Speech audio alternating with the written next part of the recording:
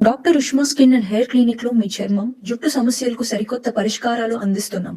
మొటిమలు, చర్మ దురద, వయసు కారణంగా వచ్చే చర్మ సమస్యలు లేదా జుట్టు సమస్యలైనా మేము మీకు సరైన చికిత్సను అందిస్తాం. మా విజయవాడ మరియు మచిలీపట్నం బ్రాంచీల్లో మీకు సౌకర్యంగా సేవలు అందిస్తాం. అందరికీ నమస్తే అండి. మంచు మోహన్ బాబు గారు నాకు తెలిసి మన తెలుగు వ్యక్తుల్లో అత్యంత అరుదైన వ్యక్తి అంటే ఇది పొగడైనా తిట్టానే అనేది నన్ను అడగొద్దు. ఎవరిష్టం వాళ్ళది. మీ మనసులో ఏ ఒపీనియన్ ఉంటే అదే నిజం అనుకోండి. సో అరుదైన వ్యక్తి, విలక్షణమైన వ్యక్తి. నటన పరంగా, సినిమాల పరంగా ఆయన సూపర్ యాక్టర్, అత్యంత అద్భుతమైన యాక్టర్. ఆయన డైలాగ్ డెలివరీ కానీ, ఆయన ఎక్స్ప్రెషన్స్ కానీ, ఆయన నటన కానీ తిరుగుండదు. కాకపోతే ఎందుకో వ్యక్తిత్వం పరంగా మాత్రం plus out of the movies మాత్రం ఆయన పర్సనల్ మాటలు, ఆయన ఫ్యామిలీ మాటలు అంతా అతిశయోక్తులు, ఓవర్ యాక్షన్లు, ఓవర్ బిల్డప్లు బాగా ఎక్కువగా ఉంటాయి. సో అటువంటి మోహన్ బాబు గారు చంద్రబాబు నాయుడు గారికి కాదు, నిన్న ఓపెన్గా ఒక లెటర్ రాశారు. ఇది తిరుమల లడ్డూలు కల్తీ అయ్యాయి, కల్తీ నెయ్యి వాడారు, ఆవు కొవ్వు గొడ్డు కొవ్వు అనేది వాడారు అనే ఇన్సిడెంట్ ఉంది కదా. ఆ లడ్డూల వ్యవహారంలో మోహన్ బాబు గారు కూడా స్పందించి ఒక ప్రెస్ నోటు ఒక మీడియాకి రిలీజ్ చేశారు. సరే, ఆ సందర్భం ఏంటి? తిరుమల వెంకటేశ్వర స్వామి గారికి సంబంధించిన వ్యవహారం, లడ్డూలకు సంబంధించి, నెయ్యికి సంబంధించిన వ్యవహారం. దానిలో చంద్రబాబు నాయుడు గారికి బిస్కెట్లు వేశారు. ఏం బిస్కెట్లు అంటే, కింద పేరాలో ఇదే కానీ నిజమైతే నేరస్తులను శిక్షించాలని నా ఆత్మీయుడు, నా మిత్రుడు, ఆంధ్రప్రదేశ్ ముఖ్యమంత్రి వర్యులు నారా చంద్రబాబు నాయుడిని హృదయపూర్వకంగా కోరుకుంటూ, ఈ కలియుగ దైవం వెంకటేశ్వర స్వామి ఆశీస్సులు నా మిత్రుడు అందుకొని నూరేళ్ళు చల్లగా ఉండాలని కోరుకుంటున్నాను అని చంద్రబాబు నాయుడు గారికి కూడా ఆయన ప్రస్తావన తీసుకొచ్చి ఆయన కూడా సమయానుగుణంగా ఒక 2-3 బిస్కెట్లు వేశారు. యాక్చువల్లీ మోహన్ బాబు గారు, చంద్రబాబు నాయుడు గారు ఇద్దరు కూడా ఆప్తమిత్రులు ఒకప్పుడు. ఆల్మోస్ట్ ఇద్దరిది ఏజ్ గ్రూప్ కూడా ఒకేలా ఉంటుంది. ఇద్దరిది సొంత జిల్లా, ఒకే జిల్లా. వాళ్ళు ఇద్దరిది కూడా తిరుపతి దగ్గరలోనే. మోహన్ బాబు గారిది తిరుపతి దగ్గర చంద్రగిరి కాన్స్టిట్యున్సీ, చంద్రబాబు నాయుడు గారిది కూడా అక్కడే చంద్రగిరి కాన్స్టిట్యున్సీ, నారావారిపల్లి. సో ఇద్దరిది ఏజ్ కూడా ఒకటే. ఇద్దరు కూడా మొదటి నుంచి కూడా పరిచయస్తులు, దశాబ్దాల పరిచయం ఉంది ఇద్దరికి. ప్లస్ ఇద్దరికి ఎన్టీఆర్ గారి ఫ్యామిలీతో లింక్ ఉంది. ఇప్పుడు చంద్రబాబు గారు ఎన్టీఆర్ గారు అల్లుడు, మోహన్ బాబు గారు ఎన్టీఆర్ గారిని ఆరాధిస్తారు సినిమాల్లో. సో అట్లా ఇద్దరికి ఎప్పుడో దశాబ్దాల తరబడి ఉంది అనుబంధం. కాకపోతే మోహన్ బాబు గారు ఎప్పటికప్పుడు గోడ మీద పిల్లి వాటం అనమాట. అటు జంప్ అయిపోవడం, చంద్రబాబు నాయుడిని కావాలని శత్రుత్వం పెట్టుకోవడం, మళ్ళీ చంద్రబాబుతో కలవడం, మళ్ళీ శత్రుత్వం పెట్టుకోవడం, మళ్ళీ కలవడం, కావాలని చంద్రబాబు నాయుడిని ఇరికించడం. చాలా సందర్భాల్లో మోహన్ బాబు గారు ఒక నిలకడ లేని, ఒక స్థిమితం లేని రాజకీయం చేసి ఇప్పుడు అలా అయిపోయారు. లేకపోతే మోహన్ బాబు గారు ఇలా ఉండాల్సిన వ్యక్తి కాదు. రాజకీయంగా ఆయన అత్యున్నత స్థాయిలో ఉండాల్సిన వ్యక్తి.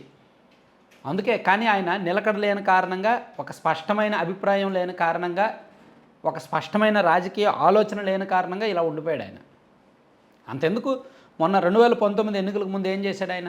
సడన్గా పోలింగ్కి ఇంకో నెల రోజులు గడువు ఉందనగా సడన్గా వాళ్ళ కాలేజీలో స్టూడెంట్లందరినీ తీసుకొచ్చి ఫీజు రియంబర్స్మెంట్ కోసం గొడవ చేయించాడు కదా. రోడ్ల మీద ధర్నా చేశారు. వైసీపీ అధికారంలోకి వచ్చాక కూడా ఫీజు రియంబర్స్మెంట్ వాయిదా పడినా ఏం గొడవ చేయాలి. అంతెందుకు, జగన్మోహన్ రెడ్డి గారు మొన్న 2024లో దిగిపోవడానికి ముందు చివరి 2 విడతలు పెండింగ్ పెట్టారు.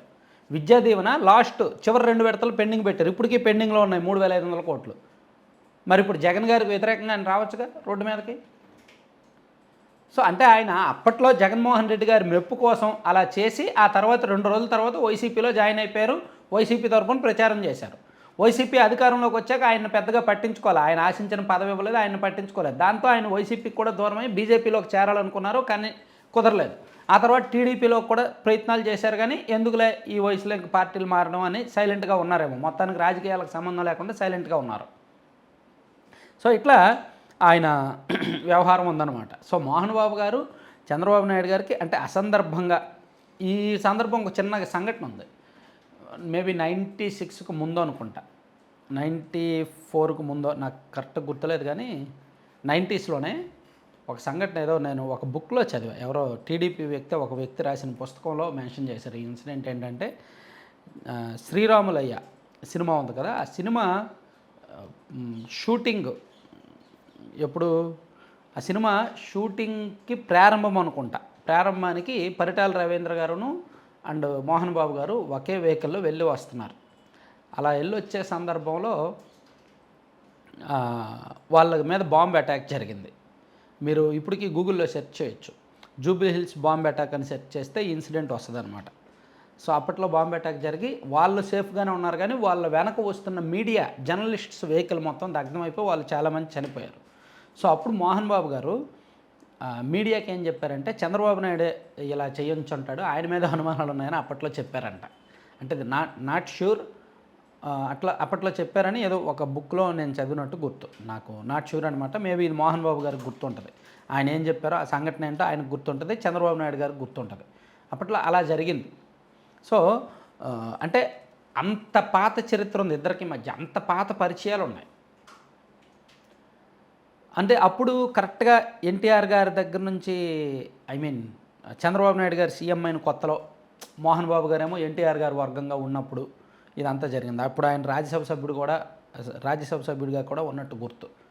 సో అప్పట్లో ఉన్న వాళ్ళకి ఇది చాలా బాగా తెలిసి ఉంటుంది. సో ఇదంతా ఎందుకు చెప్తున్నానంటే, మోహన్ బాబు గారిలో ఉన్న రాజకీయ ఆలోచనలు ఎలా ఉంటాయి, అభిప్రాయాలు ఎలా ఉంటాయి, చంద్రబాబు నాయుడు గారితో ఆయనకున్న అనుబంధ బాంధవ్యాలు ఎలా ఉంటాయి, అవసరమైతే అనుకూలం లేకపోతే ప్రతికూలం, అవసరమైతే బిస్కెట్ లేయడం లేకపోతే విమర్శించి బయటకు వచ్చేయడం, ఇలా రకరకాలుగా మారింది. లేకపోతే నిజంగా చెప్తున్నా, మోహన్ బాబు గారికి కనుక కాస్త ఆయన పొలిటికల్ మెచ్యూరిటీతో ఉంటే, మొదటి నుంచి పొలిటికల్ స్టాండర్డ్స్ మెయింటైన్ చేస్తే ఆయన ఖచ్చితంగా రాజకీయంగా ఉన్నత స్థాయికి వెళ్ళేవాడు.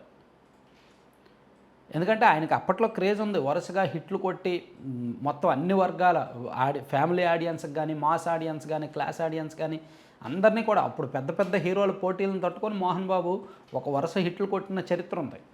సో అటువంటి వ్యక్తి రాజకీయంగా ఎదగలేకపోయాడు అంటే కారణం ఇమ్మెచ్యూరిటీ. ఇటువంటి అతిశయోక్తులు, ఓవర్ బిల్డప్లు, ఓవర్ యాక్షన్లు ఇవే కారణం అన్నమాట.